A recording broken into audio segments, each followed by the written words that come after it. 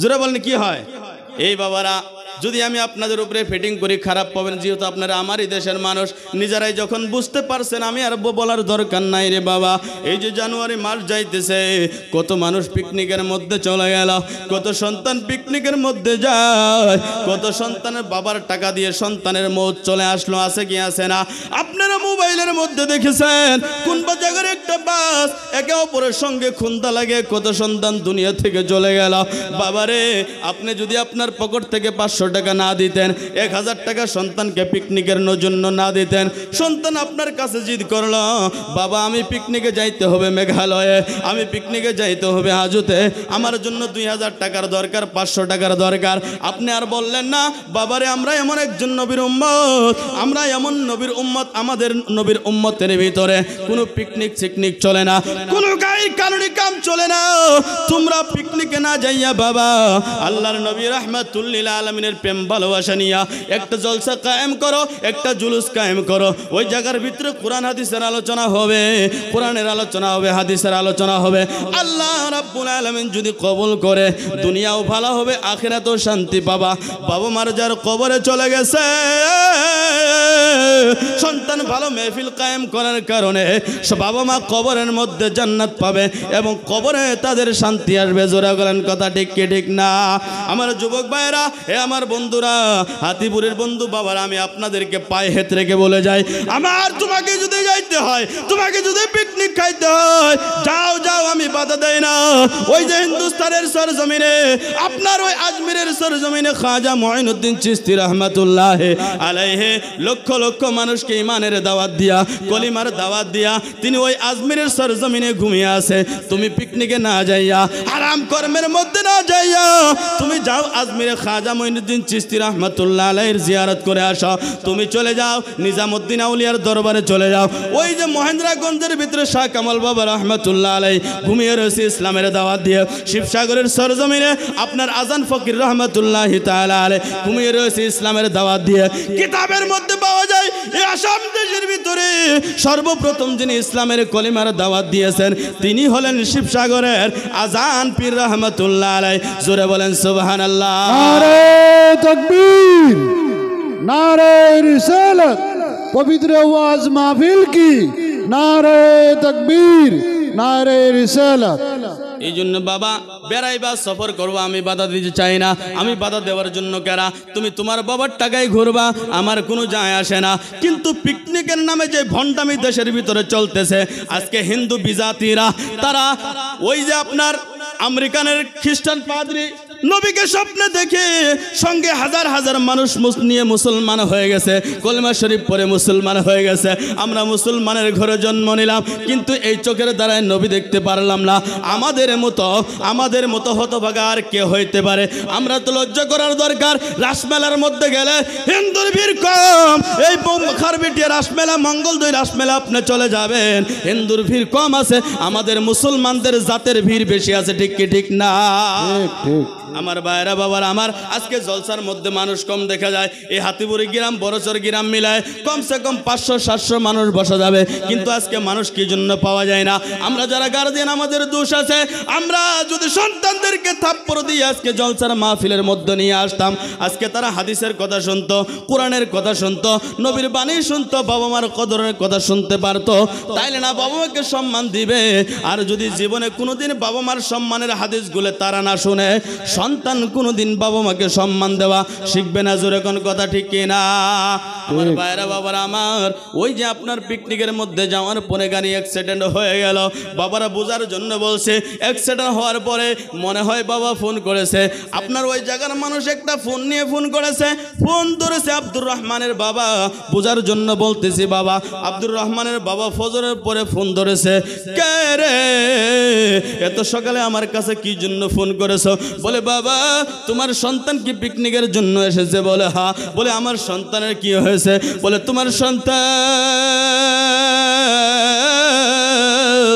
Picnic খাইতে এসেছে, পিকনিকের জায়গা না পাইতে গাড়ি অ্যাক্সিডেন্টে চিরদিনের জন্য কবরে পিকনিক খাইতে চলে গেছে। জোরে কোন কথা ঠিক কিনা? আপনার ওই আব্দুর রহমানের মা চোখের পানি ছেড়ে দিয়ে ডাক দিয়ে বলে, হে আব্দুর রহমানের বাবা, চোখে কেন পানি, চিন্তা কেন করতে আসো? এবার আব্দুর রহমানের বাবা বলে, হে আব্দুর রহমানের মা, তোমার সন্তান তো পিকনিকের জন্য চলে গেছে, আর তোমার সন্তান না গাড়ি অ্যাক্সিডেন্টে তোমার সন্তান চিরদিনের জন্য পিকনিকে কবরে চলে গেছে। বলেন নাউজুবিল্লাহ। আমার যুবক ভাইরাও, তোমরা বাবার টাকা নুকসান করে হারাম কর্মে যায় না। অনেক সন্তান আছে পিকনিকের নামে পিকনিকে যাইয়া পাহাড়ের উপরে চৈরা নাল পানি পর্যন্ত খায় আসে, ঠিক কি ঠিক না? হারাম করতেছে। আপনি সন্তান যখন পিকনিকের কথা বলবে, তাকে নবীর হাদিস শোনান, নবীর কথা শোনান, নবীর ভালোবাসার কথা শোনান, সাহাবীদের শাহাদাতের কথা শোনান, তাও যাতে সন্তান আপনার হারাম কর্মে যাইতে না পারে। জোরে কোন কথা, ঠিক কি ঠিক না? আজকে অনেক সন্তানদেরকে দেখলাম নদীর পাড়ে বসে আছে। লজ্জা করার দরকার। কুরআন হাদিসের কথা চলে, তুমি নদীর পাড়ে বসে মোবাইল চালাও, মওতের ইন্তজার করো। তুমি একদিন মরবা, কবরে যাইবা, সেই দিন বোঝা যাবে কবরে তুমি কি জবাব দিবা, তোমার কি জবাব হবে নবীর সম্মুখে, সেই দিন দেখা যাবে ইনশাআল্লাহ। ঠিক ঠিক। আমার ভাইয়েরা বাবারা, আমরা তো নবীর প্রেমের কথাগুলো সন্তানদেরকে শোনাই না, আমার ভাইদেরকে শোনাই না, তারা হারাম কর্মে যাইতে বাধ্য হয় রে বাবা। আমার বন্ধুগণ, বলতেছিলাম উস্তুনে হান্নানা সবাই জানে, ওলামায়ে কেরামরা সবাই জানে, নবীর পিঠের সঙ্গে লেগেছেন। লাগার পরে নবীজি একটু জুদা করে দিলেন, দেওয়ার পরে এবার গাছটার করুণ কান্নার আওয়াজ আসতে আছে। নবীজি ডাক দিয়ে বললেন, সাহাবারা একটু তালাশ করে দেখো, একটু তালাশ করে দেখো। সাহাবারা রে, কে যেন কাঁদতে আছে, কে জন্য কাঁদতে আছে, এত করুণ কান্নার আওয়াজ। যেমনি করে মা চলে গেলে সন্তান কাঁদে, বাবা চলে গেলে সন্তান কাঁদে, তেমন একটা করুণ কান্নার আওয়াজ আসতে আছে কানের ভিতরে। সাহাবায়ে কেরামরা চলে গেলেন, চারোদিকে তালাশ করতে আছে, কোনো দিকে কাউকে দেখা যায় না, কিন্তু করুণ কান্নার আওয়াজ কানের ভিতরে আসতে আছে, কানের ভিতরে আওয়াজ আসতে আছে। সাহাবারা ঘুরে আসলেন, নবী গো, ইয়া রাসূলুল্লাহ, ইয়া হাবিবাল্লাহ, কান্নার আওয়াজ তো আমাদের কানের ভিতরে আসতেছে, কিন্তু কে কান্দে তাকে তো দেখা যায় না। আল্লাহর নবী বললেন, ভালো করে তালাশ করে দেখো, ভালো করে তালাশ করে দেখো, কেউ না কেউ তো হবে, নাহলে কান্নার আওয়াজ কই থেকে আসতেছে। বাবারে, গাছ হয় নবীর প্রিয় কান্দে, আমরা উম্মত হয়ে নবীর জন্য কান্দার দরকার আছে কি আছে না?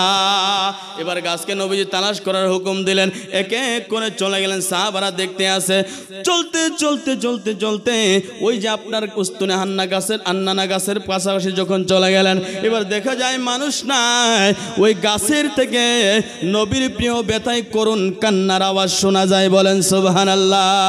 সুবহানাল্লাহ, ওরে আমারে মদিনায় নিবানি দয়াল নবীজি, আমারে মদিনায় নিবানি। ওই মদিনায় যাইতে ইচ্ছা হয় কি হয় না? নবীজি তখন ওই উস্তুনে হান্নানাকে বললেন, সাহাবারা তাকে একটু নিয়ে আসো। নবীর সম্মুখে দাঁড় করা হলো।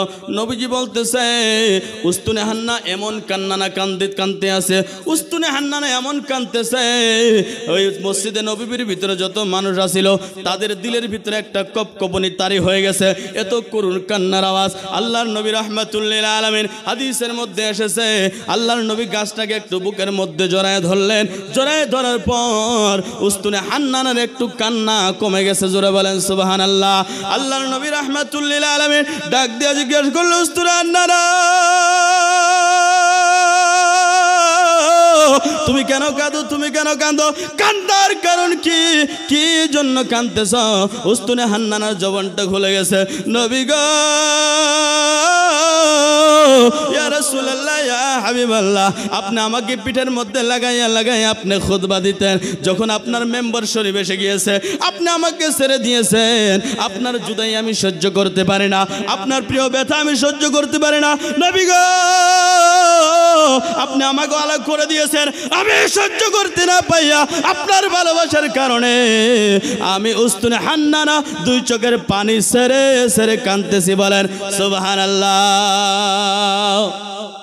আমার ভাইরা বাবারা আমার, উস্তুনে হান্নানা কি এবার নবীজি বলতেছে, এ উস্তুনে হান্নানা, তুমি যদি চাও তোমার জন্য আমি দোয়া করে দেই, তোমার জন্য আমি রাসূল দোয়া করে দিলে তুমি গাছ জিন্দা হয়ে কিয়ামত পর্যন্ত থাকবা, তোমার মধ্যে ফল আসবে, কিয়ামত পর্যন্ত আমার উম্মতেরা দেশের কোনায় কোনায় থেকে আসবে, তুমি গাছ থেকে ফল ছিঁড়ে ছিঁড়ে খায় তারা শান্তি পাইবে। এবার উস্তুনে হান্না চিৎকার করে বলে, নবী গো, ইয়া রাসূলুল্লাহ, ইয়া হাবিবাল্লাহ, আল্লাহর নবী, আপনার কাছে আমি জিন্দা হওয়ার জন্য দোয়া চাই না।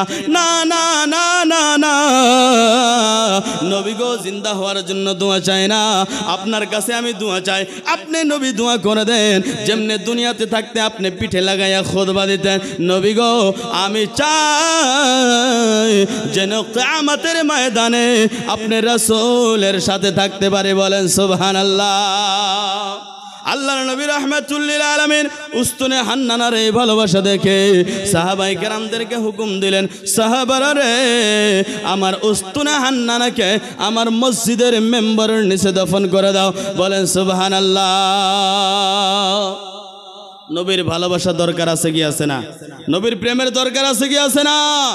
উস্তুনে হান্নানা নবীকে ভালোবেসে নবীর প্রিয় ব্যথায় কেঁদেছেন, বিদায় মসজিদে নববীতে উস্তুনে হান্নানাকে জায়গা দেওয়া হয়েছে।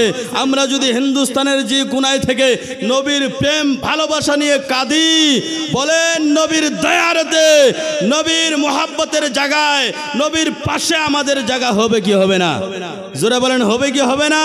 হবে। अरे दरे मुस्तफ़ा से मिली जिसको चिट्ठी, दरे मुस्तफ़ा से मिली जिसको चिट्ठी, पुकारेगी उसको मदीने की मिट्टी, पुकारेगी उसको मदीने की मिट्टी, कहीं दफन कर दो जनाजे को, लेकिन कहीं दफन कर दो जनाजे को, लेकिन ओ पहुँचेगा तैबा खिचकते खिचकते।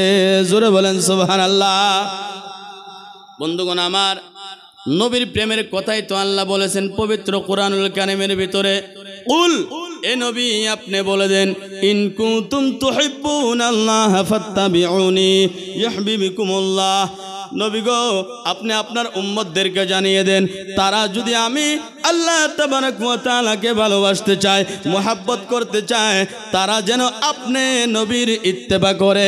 ফাত্তাবিউনি, নবী বলেন আমি নবীর ইত্তেবা করো, যদি ইত্তেবা করো তোমরা কি পাইবা? ইউহিব্বুকুমুল্লাহ, নারে তাকবীর, তোমাদেরকে ভালোবাসবে। সুবহানাল্লাহ। হযরত আল্লামা মুফতি উলুদ্দিন মিসবাহ সাহেব কিবলা কি নারে তাকবীর, নারে রিসালাত। যাই হোক, আমার উস্তাদে মুহতারাম আসছেন, আর বেশি সময় না, 5 মিনিট সময়।